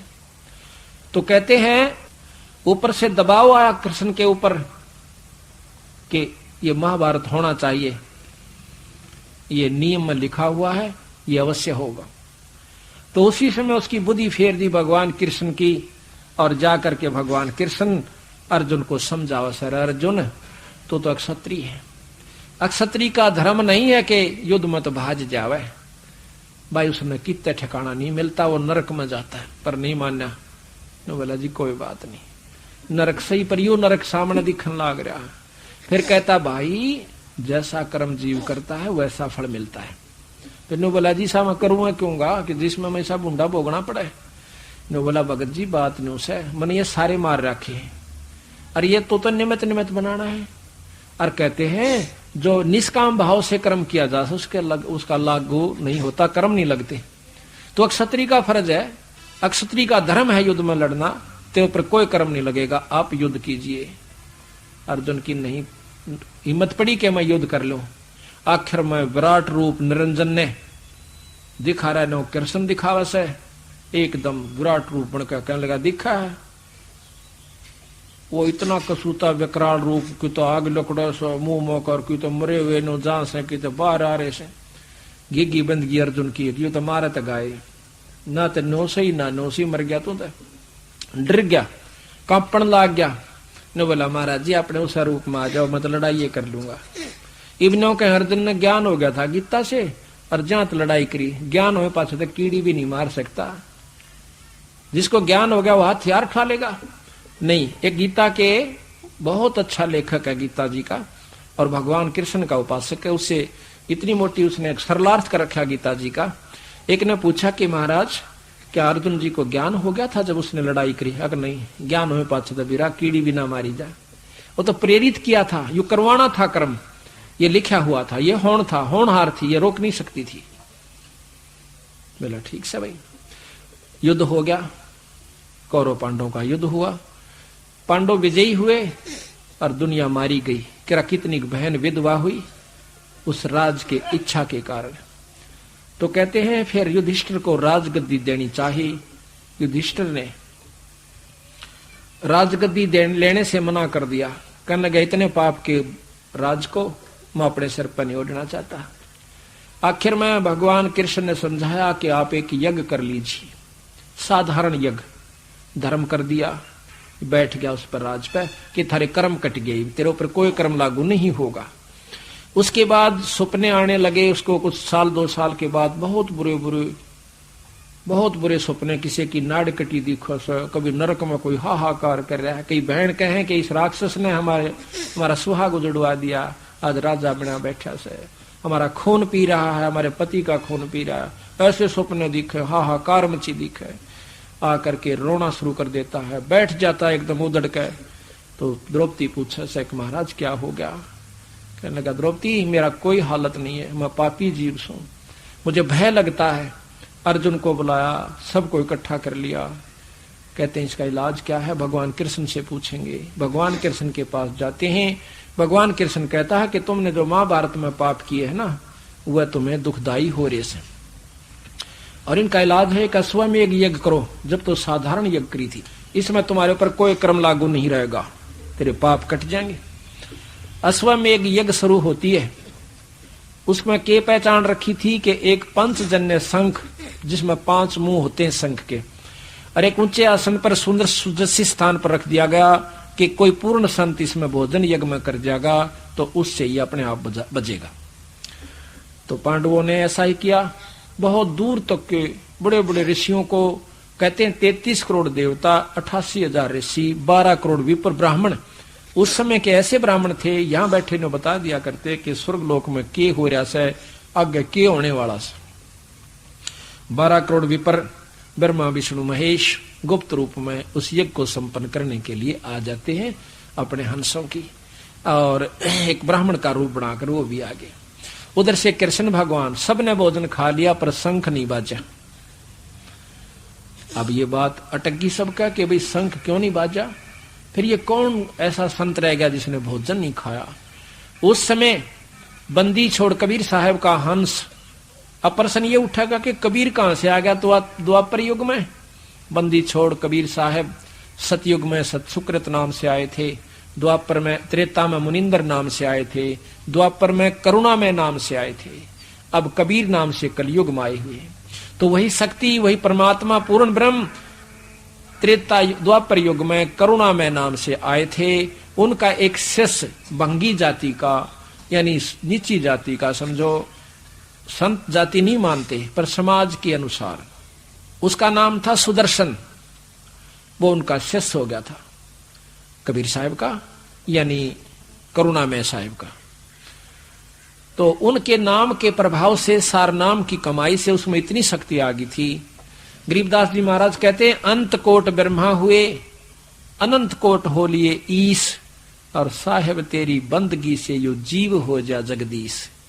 ये जीव भी इन 3 लोक के परमात्माओं से परम शक्ति का हो जाता है उस सतगुरु के नाम के जाप के प्रभाव से, पूर्ण ब्रह्म के नाम के जाप के प्रभाव से। तो उन्हें देखा, युधिष्ठिर कहने लगा महाराज शंख नहीं बाजा, बहुत करोड़ों रुपया खर्च हो गया, अब क्या बने सतगुरु? ए महाराज क्या बने? वो कहने लगा भाई इनमें कोई पूर्ण संत नहीं है। ने बोला महाराज जी आपने भी तो खा लिया। ने बोला भाई एक संत और रह गया जिसमें परम शक्ति है। वो कौन रह गया? कि एक सुपच सुदर्शन नाम का सुपच है, यानी जैसे आज हरिजन कहते हैं, नो छोटी जाति वालों को सुपच कहते हैं थे उस समय। तो वो सुपच रह गया सुदर्शन नाम से उसका, और वो भाई परम संत से। अच्छा महाराज, तो कहने लगे उसको बुलाया नहीं तुमने? कहने लगे जी भीम को भेजा था, भीम बुला लिया। कि भी तू गया था? गया था जी। वो तो उल्टी बात करे से कि कैसा न्यू कह है कि 100 अश्वमेघ यज्ञ का फल मुझे 2 जब मत चालू, हमने एक भी नहीं करी है। तो कहते हैं कि चलो मैं बताऊंगा।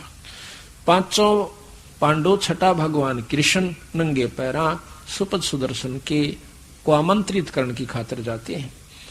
भगवान कबीर साहब ने, यानी करुणामय साहब ने एक लीला करी कि उस सुदर्शन सुपद सुदर्शन को तो कहीं भेज दिया अपनी प्रेरणा देकर, मन अंदर अंदर मन में आई कि कहीं भ्रमण पर जाऊं, 1 हफ्ते की खातिर निकल गया। उसकी जगह खुद भगवान कबीर साहब पूर्ण ब्रह्म आकर बैठ जाते हैं उसी का रूप बना के। कहते हैं सतगुर नाल बड़ी आइया जिन चाहे तिन दे। अपने हंस के रूप में वो 100 काम कर जाता है, और जब ये कर सका है तो वो पार भी करेगा। जब यहां उसकी इज्जत के लिए वो अपना रूप बदल सकता है तो उसी को पार भी करेगा। तो आ गया जी 5 पांडव। भगवान कृष्ण तो जाने थे कि तो परम शक्ति बैठी है, जान दंडोत प्रणाम करी कृष्ण जी ने। भगवान कृष्ण ने ये 3 लोग के भगवान से, कबीर साहब अनंत करोड़ ब्रह्मांड के भगवान से, तो जाकर नमस्कार करी। 5 पांडवा ने करी तो कहने लगे महाराज हमारी यज्ञ में चलियो। तो कहते हैं भगवान, वो सुपच कहता है, सुदर्शन कहता है कि महाराज मैं जब चलूंगा यज्ञ में, जब मेरे को 100 अश्वमेघ यज्ञ का फल मिला। मैंने इस भीम को बताया था, भगत जी कल आया था, परसों जब भी आया था, इसको कह दिया था भाई ऐसे ऐसे काम है, ये काम मेरा कर दो तो मैं चल पड़ो। तो ये नाराज हो गया ने बोला अच्छा बड़ी बूझ है, मारी तो एक का तो यज्ञ सही संतन ने कितना दे दा तो 100 हुई नहीं है। तो कहते हैं कि ये तो बालक था महाराज, आपकी वाणी है सतगुरु। खुद भगवान कृष्ण कहते हैं कबीर साहब ने ये वाणी हर युग में लिखी है, आज नहीं। सतयुग में लिखी, द्वापर में लिखी, त्रेता में लिखी, द्वापर में लिखी, और आज फिर लिख कर जा रहे हैं। कहते हैं कबीर साहब के बारे में कृष्ण भगवान कहते हैं आपकी वाणी है कि साध मिलन को चालिए तजमाया अभिमान, और जो पगा गदर वो है यज्ञ समान। हम 5 राजा हैं ये, और 6ठा मैं भी राजा हूं, और नंगे पैरा भगवान आपसे मिलने आए से। और प्रभु हमारे दरबार एक बार दर्शन दो। आप 100 अश्वमेघ अपनी रख लो, क्योंकि एक कदम संत की तरफ जब चलते हैं सत्संग संत से मिलने, एक अश्वमेघ ये जितना फल होता है। हम 5 आए हैं और कितनी दूर से आए हैं, कितने यज्ञ हो गए मालिक। बाकी हम दरिद्रों को, हम यानी कम छोटी बुद्धि वालों को, जीवों को दे दो, और आप अपने 100 रख लो महाराज। बड़े प्रसन्न हुए। साधु भूखा भाव का, धन का भूखा ना, और जो धन का भूखा है वो साधु भी को ना। तो उसी समय खड़े होते हैं। यहां तक लिखा है कि अपनी सुमरनी यानी माला जो खुट्टी पर टांग रखी थी, उसके बारे में भीम से कहा कि भीम एक बार उतार कर दिए मेरी माला, तो गाबरूश है। कहते भीम पर वह माला नहीं उतरी, और जमा पसीनम पसीना होगा ने बोला मेरे पर नहीं उतर दिया, अपनी ठाले ने बोला बस तूने कहा था हमने किले तोड़े, न्यो कर दिया उधर ढींग मारा था या माला तार देने। पसीने आ गए, उन्हें सोची तो कसूती चीज से, और साथ में खुशी भी नहीं हुआ कि इस तक काम बने बीगा। जो भगवान ने कबीर साहब ने माला अपनी चपदेश ठाकर ले हाथ में माला चल पड़े। आ जाते हैं, जब वो यज्ञ मंडप में आते हैं तो बड़े बड़े ऋषि बैठे, इसे बड़े बड़े 12-12 तिलका वाले, बड़ी बड़ी जटा और लटा वाले, और उस बूंदी सी शकल के, लांडी सी लंगोटी वाले, टूटे से लीतरा वाले संत ने देख कर और सारे मन मन मास है जो देख देख के टेढ़े टेढ़े क्यों लाए हैं जना, और इकट्ठा करके यू बजाओगा संख इनका। तो मूर्खों का टोल था, तो बंदी छोड़ जाकर एक तरफ बैठ जाते कोने में। तो कृष्ण भगवान कहता है द्रौपदी बहुत बढ़िया भोजन बना, और इस संत के भोजन खाने शंख बाजेगा। द्रौपदी ने कहते हैं 36 प्रकार के भोजन तैयार किए, नारी नारी कटोरिया में, बहुत प्रेम के साथ। तो उस समय महाराज ने, सुपच ने यानी सुदर्शन ने वो सारे इकट्ठे कर लिए, यानी नारे नारे नहीं रखे, इकट्ठे कर लिए, उसकी खिचड़ी बनाई और उसको खाया। जब उसने खिचड़ी बनाई यानी नारे नारे नहीं खाए, तो द्रौपदी के मन में गुस्सा सा आ गया, किसने खान तक का बेरा कोई ना, यो कित के शंख बजाओगा, रहा गलीज का गलीज। क्योंकि रोटी बनाने वाले की या खास उपेक्षा हो से कि खाने वाला इसने सरावगा कि बिसरावगा। 1 घंटे तक बेचारी अपने पूरी जतन के साथ अच्छा भोजन बनाती है लड़की, खूब न सोचा कि देख किसी के नो ना तुम बिसरा ना देख, बनाना भी ना आता। और उसने तो वारा, तो जब उसने देखा कि तो अच्छा पागल, इसने खान का भी ना मेरा, कित के शंख बनाओगा बजाओगा गलीज, यानी काफी मन में कुछ कहेगी। यू काल है मन खुद निरंजन है, यू बने बनाए काम ने जब बिगड़वा दे। तो भगवान कबीर साहब ने कहो सुदर्शन जी ने 5 बार ऐसे खाया, उस 5 बार में 5 ग्रास बना दिए सारे भोजन के। 5 बार शंख बजा, पांडव खुशी हुए, युधिष्ठिर भी बड़ा प्रसन्न हुआ। कहने लगे महाराज जी यज्ञ तो संपन्न होगी, जय हो अग्नि बाई। कृष्ण भगवान बोले कि नो ना होती या, ये तो बहुत देर तक बाजना चाहिए, शंख तो 5 बार बोलकर चुप हो गया। अब युधिष्ठिर पर तो गढ़ों पानी पड़ गया कि ईब के रह गया भाई, चाड़ा हो गया तो यज्ञ के ये तो शात होगी। कहने लगे महाराज जी फिर कैसे हो, और कौन रह गया भगवान अकना, कोई नहीं रह रहा, कमी रहेगी द्रौपदी के मन में। क्या रहेगी कि इसने यो गलीज समझ रखा, सब भगवान नहीं मान रखा, यो संत नहीं मानती इसने। तो उसको कहते हैं कि द्रौपदी अपने मन ने साफ करके और इसके पांव धो के पी ले, तने के चूड़ा सा लागे सी। ये पूर्ण ब्रह्म परमात्मा है, इसके बाल का बराबर ये 3 लोक नहीं है, इतनी परम शक्ति है। कहते हैं बाल्मीक के बाल सम ना ही 3 लोक, और 5 पांडव कृष्ण सुजा, पांडव पाया मोक्ष। उस संत के चरण धो के पिए द्रौपदी ने। तो जब द्रौपदी पीण लागी ना, आधा चरणामृत हाथ जोड़ के कृष्ण ने बोला थोड़ा सा मन ने भी दिए चरणामृत। ये तो बड़े बागाड़न मिला सही संत के चरणा का पानी। तो उसी समय आधा चरणामृत भगवान कृष्ण ने पिया, आधा द्रौपदी ने। उसी समय वो शंख अखंड धुन हुई, स्वर्ग ताई उसकी आवाज गई। तो यहां महाराज कहते हैं 33 कोट जग में आए, शेष 88 सारे, 12 कोट वेद के वक्ता, सुपच का शंख बजारे।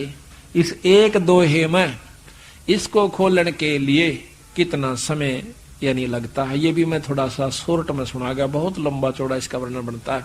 तो आप देखिएगा इस एक कथा से बंदी छोड़ 2 शिकार करते हैं। प्रथम तो ये है कि संत है वो भी हमारी कृपा से, हमारे जाप से बनेगा, और दूसरा ये है कि कर्म नहीं कटे उस कृष्ण युधिष्ठिर के, उस गीता जी के ज्ञान अनुसार भी वो फेल हो गया। कहते हैं गीता जी में कहा है कि तुम्हारे कोई कर्म नहीं लगेंगे, निष्काम भाव से भक्ति करो, और उधर से वो कर्मा की मार उनके ऊपर ज्यों की तो बनी हुई है। तो वो ज्ञान गीता का वहां फेल हो चुका था। उसके बाद क्या हुआ कि जब भगवान कृष्ण का पांव में तीर लगा, उसी समय उसने अपने 5 पांडवों को बुलवाया। उसके दोस्त थे, मित्र थे, संत थे। कहने लगा भाई एक काम करो, क्या कि हिमालय में जाकर शरीर ने गाड़ दो अपने ने, तब करो, साधना करो, इसको खत्म कर जाना। काहे के लिए कि आपके ऊपर जो महाभारत में युद्ध किया था ना, वो पाप कर्म सवार हैं, वो वहां खत्म हो जाएंगे। उस समय अर्जुन कहता है कि महाराज चाड़ा पाट दिया तने तो पहले तो कहो थे कि आप पर कोई कर्म नहीं लगेगा, फिर कहते हो कि महाभारत यज्ञ कर दीजिए, आप पर कर्म नहीं खत्म हो जाएंगे। जब भी हम नहीं बोले, मैं नहीं बोला, क्योंकि भाई काली मान जाता नो कहेगा कि यज्ञ करवाण में खुश को ना पैसे लागते दिखे ताकि भाई का दुख दूर हो से। मैं नहीं बोला, लेकिन नहीं मेरे दिल में तीर तो उसी में लग लिया था जब आप लोगों को थे ना, अब भाई यज्ञ कर लो, थारा कर्म नहीं लागेंगे महाभारत के। और ईब आप कह रहे हो कि जाके हिमालय में गड़ जाओ, तो हमने क्या राज किया ये, जिसके लिए मरे कटे दुनिया मरवाई, कर्म की गठड़ी बांध ली बुंडिया की, अरे जाकर अपने शरीर ने वहां फूका। भाई मैंने जो कहना था कह दिया, ईब थारी इच्छा, जो कहकर शरीर त्याग कर चले जाते हैं। युधिष्ठिर कहता है जो होनी थी होली भाई, ईब चालो। जब इतनी इसकी मान ली, एक और मान लेते। हिमालय में जाकर उन्होंने अपना शरीर तप किया, वहां पर गड़ा दिया। ये भी इतिहास साक्षी है, ये भी पढ़ लीजिए आप। तो क्या तो उन्हें यज्ञ की आवश्यकता पड़ी, और क्या फिर गलने की आवश्यकता पड़ी। बंदी छोड़ कबीर साहब कहते हैं कि भाई ये सब धोखा ही धोखा है, सच्चाई तक आपको ये जान नहीं देता काल। और ये तीनों देवता बेचारे इस काल के वश हैं, इनकी कोई बस की बात नहीं है। ये तो जेलर हैं, जैसे कैद में कैद बना रखी राजा ने, तो उसमें जेलर रखा हुआ एक, वो जेलर बेचारा आपको मुक्त नहीं कर सकता, आपको सुविधा दे सकता है। कैसे? अगर जेल के नियमानुसार वो कैदी उसमें रह से, तो उसको कैदियों का सरदार बनाकर बाहर कोई काम नहीं, अपने खेता में बैठा रहे, उन तक काम लेता है।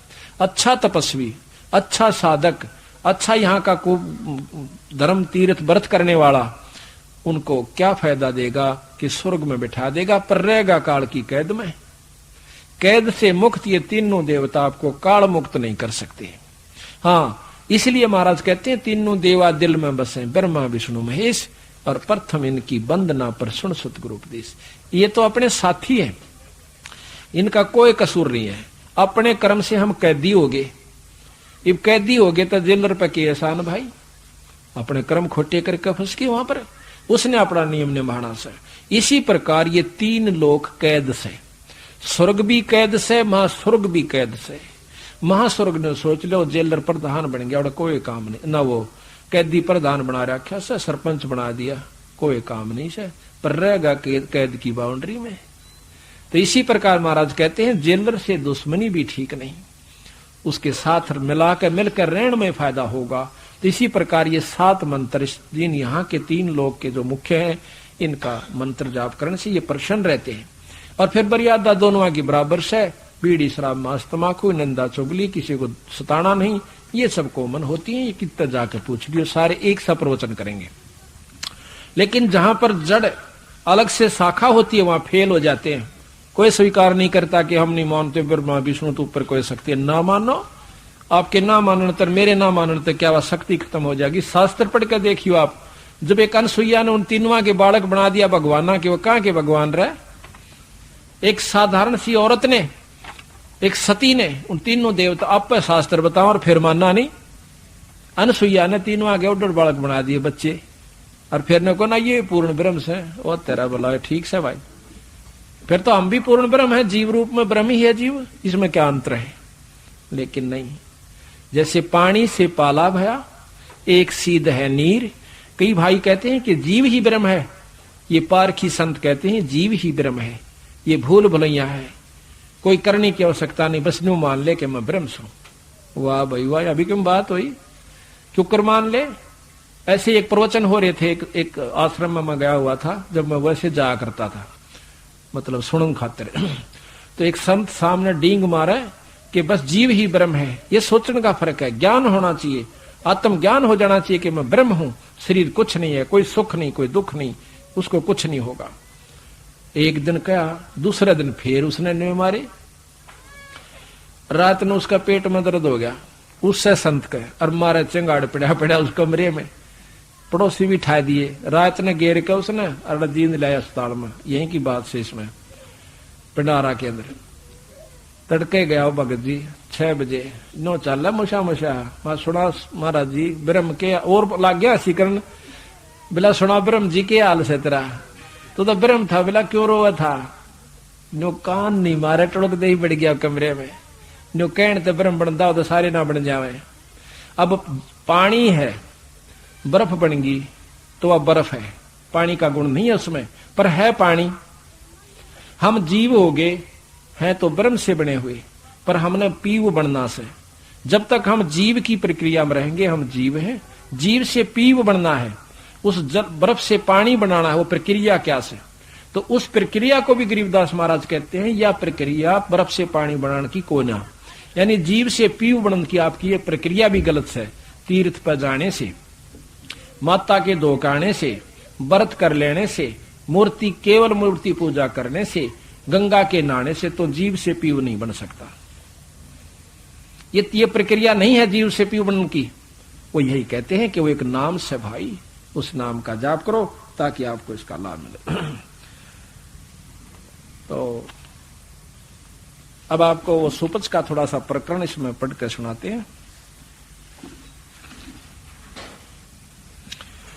तो बात वही चल रही थी कि भगवान कृष्ण चले गए और पांडव भी अपने वहां चले जाते हैं शरीर त्याग कर। कहां जाते हैं? गरीब। अब कबीर साहब महाराज कहते हैं यहां तक का तो ज्ञान आपके शास्त्र देते हैं कि ये बनी थी पांडवा गेला। आगे का मैं बताऊं, युधिष्ठिर जो था ये धर्मराज का लड़का है। यहां तो ये नाटक खेलन खातिर आए थे, एक फिल्म में काम कर गए। धर्मराज का लड़का जो लेखा जोखा रखता है, इसको धर्मराय कहते हैं, उसका लड़का युधिष्ठिर था।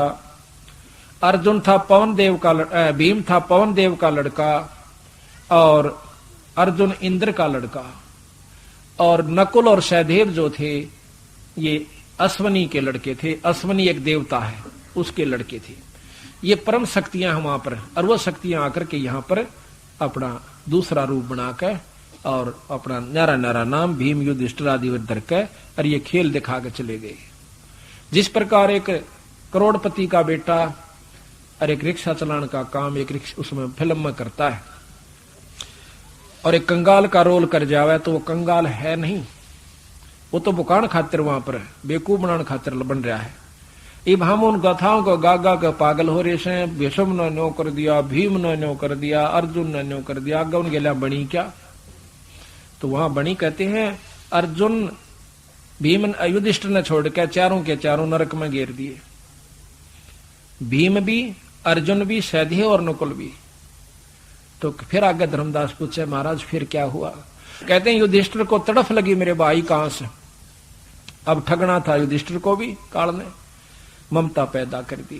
कहने लगे कि वो तो कैद में उसमें नरक में पड़े हैं। क्यों पड़े हैं जी? तो उन्होंने बहुत बुंडे पाप करे महाभारत में, अनगिन पाप किए हैं, वो भोगने पड़ेंगे। तो उत्तरा बोला युधिष्ठिर बोला महाभारत के दशा